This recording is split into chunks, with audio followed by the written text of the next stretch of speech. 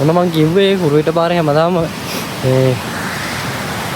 තියෙනවනේ ඉතින් එනකොට මේ හැමදාම මේ හරියේ වතුර නෑ මේ නරකල බලාගාරේ වතුර පාර වහලා ඉතින් අද ඔන්න වතුර පාර ඇරලා මේ හරිය උඩ ගඟ උඩට යෑම තානම් කියලා බෝඩ් එකක් දාලා තියෙනවා. ඉතින් යන්න එපා කියන හේතුව තමයි මෙන්න මේ වතුර පාර. අපි උඩ දයමංගල වම්බල මේ කී වතුර පාර ආවේ මත්ත කරේ වතුර පාර. ඒ වීඩියෝ එකක් මම මේකටම දාන්න. බලන්නකෝ. කොහොමද වතුර පාර ගියේ? බැරි වෙලාව මේ ගල්තලාව යන ගමන් මේ වතුර පාරට ආවොනම් පල්ලෙහා තමයි නවතුනේ. කේසා යන්න එපා. බෝඩ් එකේ ගහලා තියෙන කේ විදිහටම නීති පිළිපදින්න පේනෝනේ වතුර පාරේ සැර. මේක ඊයේ රෑත් ඇරියා. අද උදේ 8ට 9ට වගේ ආයෙ ඕපන් කරා. බලන්න.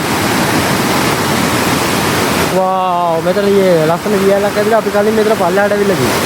කොහමද වතුර පාර? වාව්. මේක තමයි දත්තු.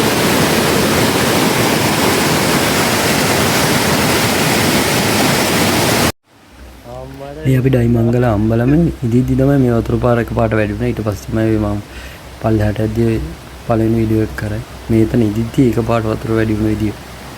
මේනෝනේ අතර වටින් එකපාරට වතුර වැඩි. මොකද අපි දෙන ලෑස්ති එන් ලෑස්තිලා ඉන්නකොට තමයි වතුර පාර එකපාරට සද්දයක් බැලුවා. මේ වැස්ස තුන්නද කොහොමද අවුදීදී සද්දිනේ බලන්නේ වතුර පාර තමයි. බලාගාරෙන් වතුර එළියට දානකොට එන්නේ වගේ වතුර පාර එකපාරට වැඩි වුණා. ඉතින් අපි චුට්ටක කලින් උතන මේ බැහැලා පල්ලෙහා හිටියේ. ඒ වෙලාවේ ආවනම් මේ තීත අපිට කොට දෙන්න වෙලා ඇති.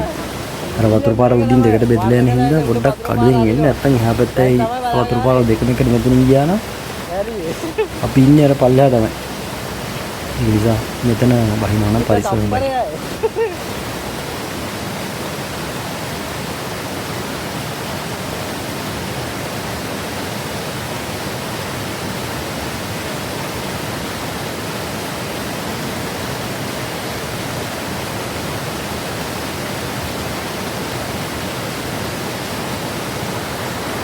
Hey, mana?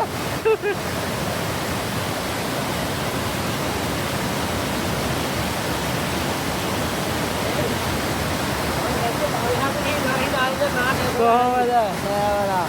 දැන් මෙතන වෙලාවට කොට දාඩ පස්සේ වතුර පාරයි නේද? මේ වර්ණ කර. ඇයි බලාගාරේ වතුර පාර අතර හරියම් පස්සේ මේ පැත්තේ කියන්නේ ඒක.